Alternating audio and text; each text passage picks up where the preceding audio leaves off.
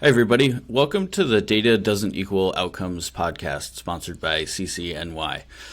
Behavioral health and human services organizations have to demonstrate outcomes. They have to run programs that make people better and prove it. And so the mad scramble for data is well underway. But data is just numbers, and outcomes are just results, and connecting the two is the work.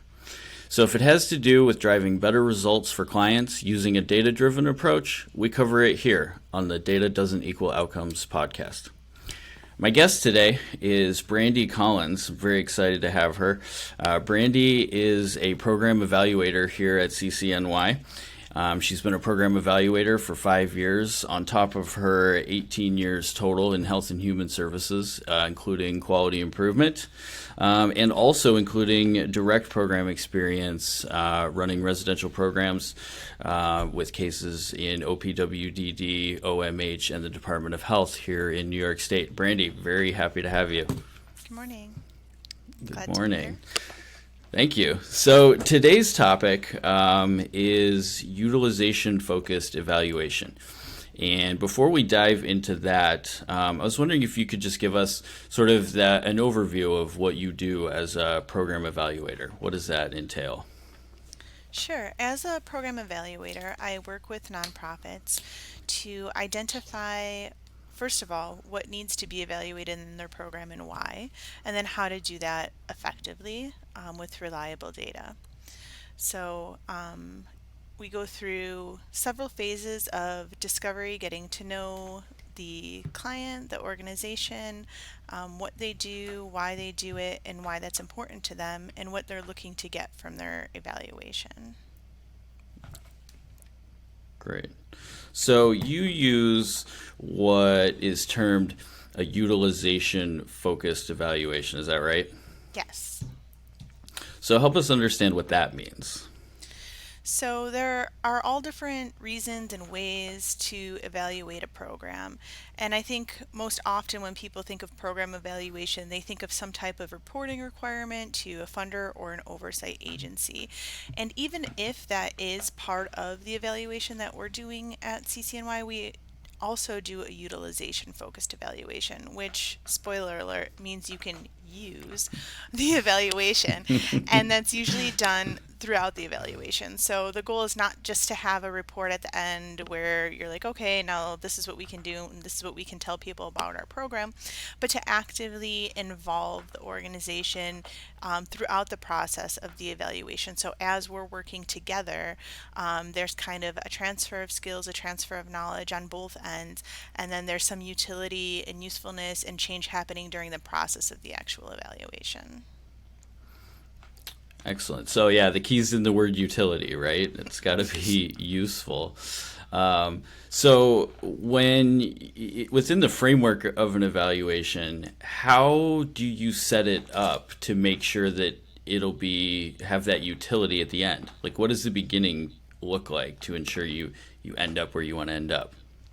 So this is very, very critical when you're doing utilization evaluation because things can change based on what's happening with the organization and what's happening in the evaluation. So you have to really make sure that everything is set up in an organized and cohesive way to help guide you and make sure that you're following the evidence and that the evaluation is actually useful.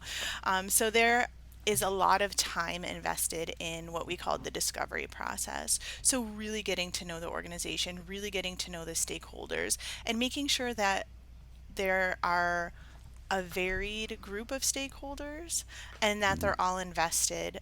A lot of times, what will happen is you'll have somebody that's higher up in the organization that's kind of in charge of this, and they're going to be your main contact. But we really need to get the right group of stakeholders. So that's coming down from direct service professionals to mid-level supervisors to admin people, and really knowing what's going on in that organization so that the evaluation questions, which are what is going to guide the entire process, are really reflective of what's needed from the organization.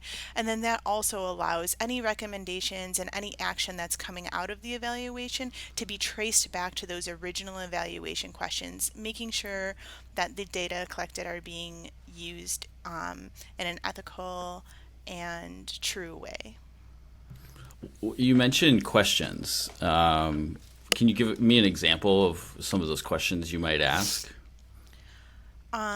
Yeah, sure. A lot of it is really just getting to understand the operations of an organization and the culture at an organization, and just knowing what the processes look like for operations and for data collection. And we do end up spending a lot of time supporting those data collection measures and making sure that Right. there's fidelity within that data collection. A lot of times we'll kind of start off with, what is your program doing? How are they doing it? What roles are people playing? And then it gets down to actually talking to the people that are collecting the data and knowing that what they're putting in a certain field means. Because sometimes when you're looking at something as an evaluator or an analyst, you might see a word that means something to you in general, but what you Right. find out is that in practice, that means something else. So that's really, really important if we're Hmm. looking at specific data points to understand how they're being entered and why they're being entered. Yeah, that's so huge. I worked in the EHR industry for a long time, and in outpatient mental health, no-show rate is a big measure, right? And a lot of folks would look at their no-show data and wonder why it's one way or the other, really, really awesome or in the tank, and there'd be some rate associated with it. But if you looked at the quantity, it'd be based on like 10 appointments because nobody's using the scheduler because they didn't like it or whatever, right? So you have to make sure that there's actually that how systems are being used and how data is being collected in order to interpret it. Exactly. And I think that's really important, especially if you have a tool that's being required by an oversight agency or a Hmm. funder. And I see this a lot. I think a really easy example is discharge status. So a lot of times we'll look Yeah. and we'll say, okay, what's going on with folks once they're discharged? And you might have like three or four options, and one is like successful, unsuccessful, didn't complete the goals, or continued on to other programming, but they don't exactly say those types of words in them. So what will Hmm. happen is we'll say, okay, this is a profile of what's happening with people at discharge, and then the staff will say, wait a second, that's not reflective of what we're doing. And it's because the same scenario is being recorded under different options. So it's really important to look at those Hmm. and make sure that it's well understood and defined what you're checking and why you're checking that. So when we're looking at utilizing that information, we can see what's truly happening. Yeah. Successful and unsuccessful are they shouldn't have anything else mixed in with them, right? I've seen that too. Return to parent is an option, and successful is an option. And so, if you do a report on successful, uh, a lot of the data that's collected was true, but it's being missed because the category wasn't determined ahead of time. Exactly. Or there could be multiple scenarios under successful. So, one example could be an individual completed all their goals, they're finished with treatment, and they're off and they're doing whatever they need to do in the world. And another one could be that they completed their goals up until the point that this program was useful for them, but then they were connected with longer term services. So Mm. within that program, those both might be considered a success. So you might have to define how to record that second one rather than bucketing them both under successful, so you can kind of Yeah. understand and see what you're doing with referrals, for example. And so that might be a Hmm. recommendation that's made in an evaluation that's not in a final report but throughout as we're collecting data.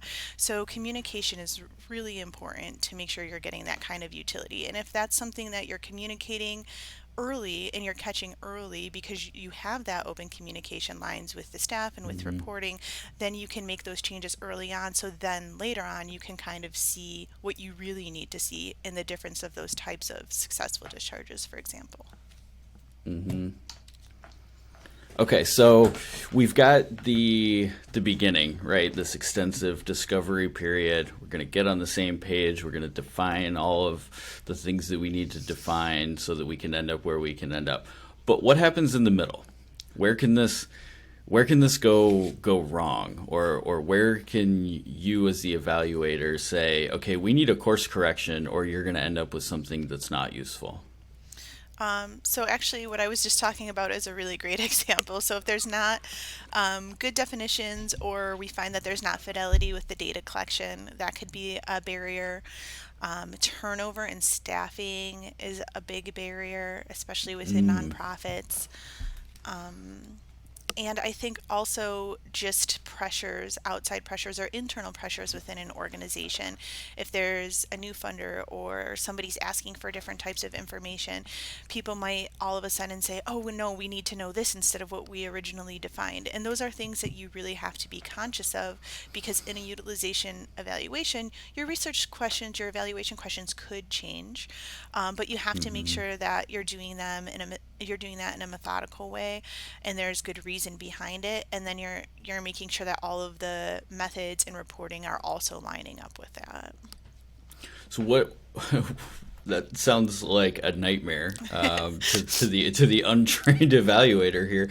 But how do you react to that when you know you think you've got everything worked out? Mid evaluation, priorities change, funders change. Like, how do you roll with that? What? I mean, it sounds like you should start over to me. But of course, you can't do that. So, what strategies do you use to steer that ship in the right direction?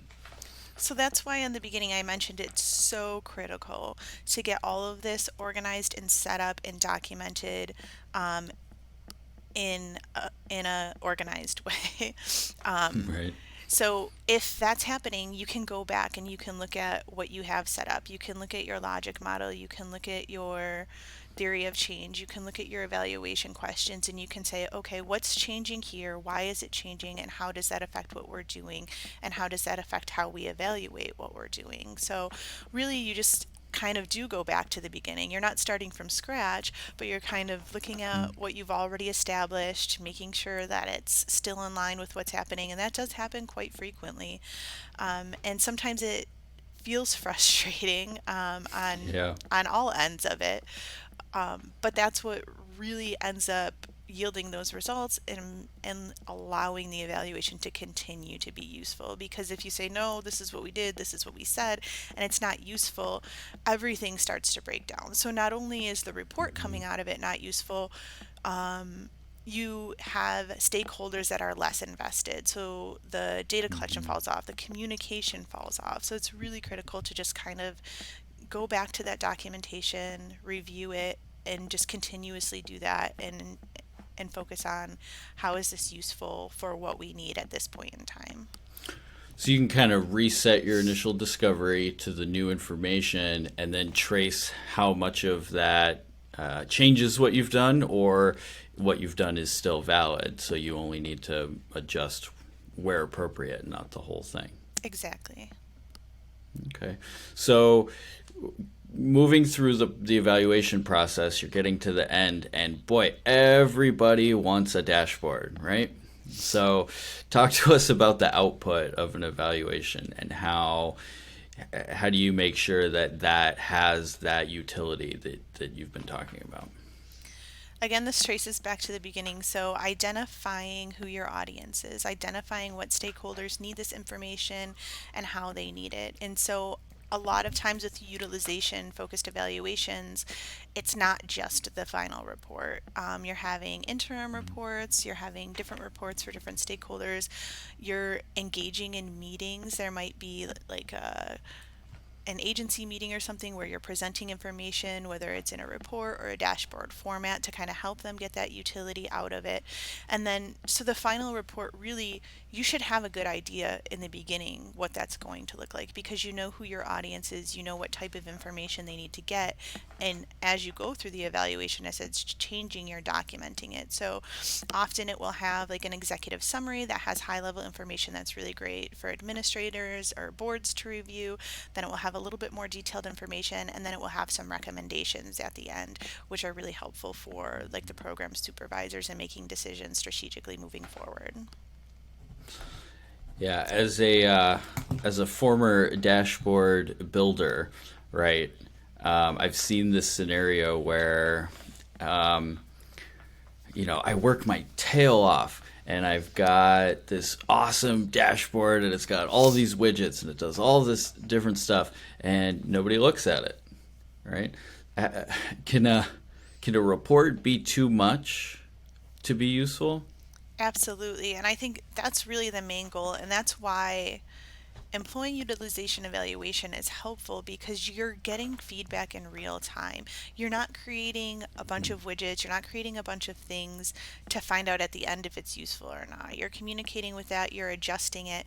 So if you have a really text heavy report or a really long report, that's probably just going to sit on a shelf or sit in a file folder on somebody's computer. And that's also Yeah. why we break the report down the way we do. Having that bigger summary is really important, getting into some more of those details. Recently, we've been pushing a lot of stuff into appendices because it doesn't bulk up the report, but if somebody needs that information, it's available for them as well. Yeah, nice. Okay, so you've been doing this for a while. Can you tell us a story? Can you tell us about a project where that utility was in jeopardy and you were able to pull it out of jeopardy and make sure that it was useful at the end? Sure. So, working with a government agency who has a grant, a federal grant, and they're contracting with community based providers to provide the services, and they're providing guidance and oversight and evaluation. And I think, again, this is really probably the biggest thing is a turnover in staff. So having a turnover in a supervisor of one of the main agencies that are providing services.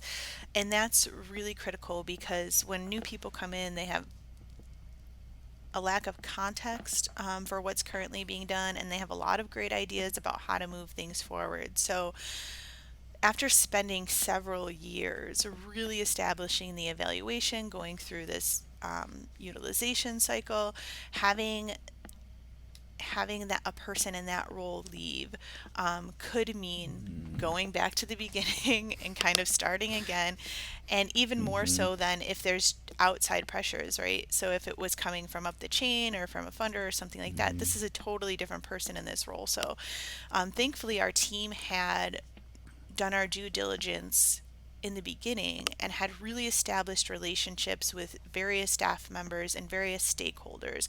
And we were able to pull in a part time staff that was really invested in the work and in the evaluation and had a lot of knowledge, and utilize them as our champion for that organization to kind of get through that interim period and onboard their supervisor coming in and help keep that rolling and making sure that we're staying on track and we're staying true to those evaluation questions. And we're not spending too much time going back and re-examining. So it's really a balance. You know, you have to make sure that as things change, you're responding to them, but you can't respond so much that you lose the focus, you lose the utility, and then you have nothing to Mm-hmm. show for it. Yeah. And, in health and human services, turnover is such an issue in and of itself that you can't really assume that there won't be turnover. You almost have to assume that there will, Yes. and be ready to go with that. Yeah. Okay. So, that's a specific example. What are some of the if you're an agency, right, and you're about to start your evaluation, whether it's of your own choosing or, from an external source requirement, what are some of the common pitfalls that agency can fall into? Even though you've got an experienced evaluator like yourself trying to guide them, you know, what are those, if you could sit down every agency who's about to start evaluation and tell them, two or three things to do or not do, what comes to mind for you? I think being consistent is really important. And as much as it's difficult to not fall into these like crisis situations in the evaluation, it's more difficult when you're on the ground working with folks and managing things and you have so many pressures and constraints in your work. So trying to be consistent. So as much as it's important for us to be consistent with our evaluation plan and our questions, it's important for them to be consistent with their implementation of it. So, really making sure that as they're experiencing turnover, they're maintaining that focus, they're training new folks properly when they're coming in, and that as they're getting those external pressures, that they're really kind of stepping back, engaging where that fits and what they need with their data collection and with their evaluation. Yeah, that makes good sense.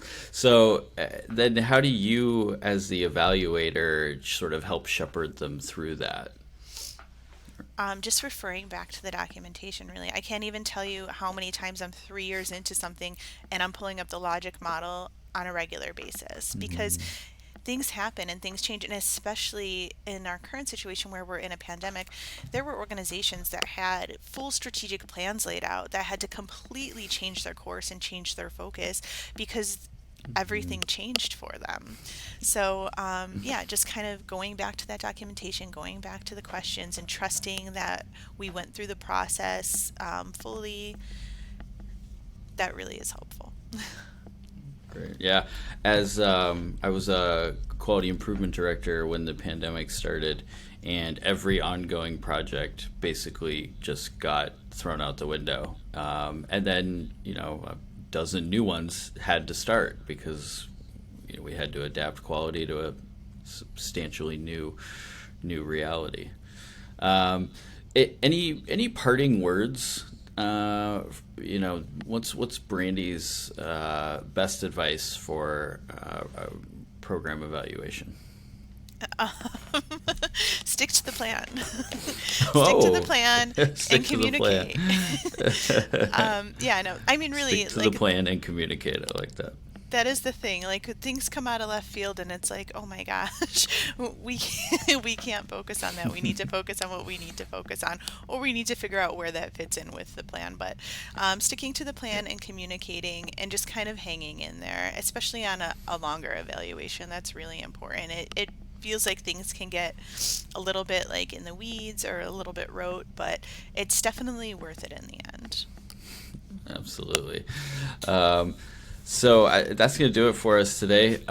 Stick to the plan and communicate. That's what if you take away nothing today from Brandi Collins, stick to the plan and communicate during your evaluation. You've been listening to the Data Doesn't Equal Outcomes podcast, sponsored by CCNY. My guest today has been Brandi Collins. Brandi, thanks for being with us today. Thanks, Tristan.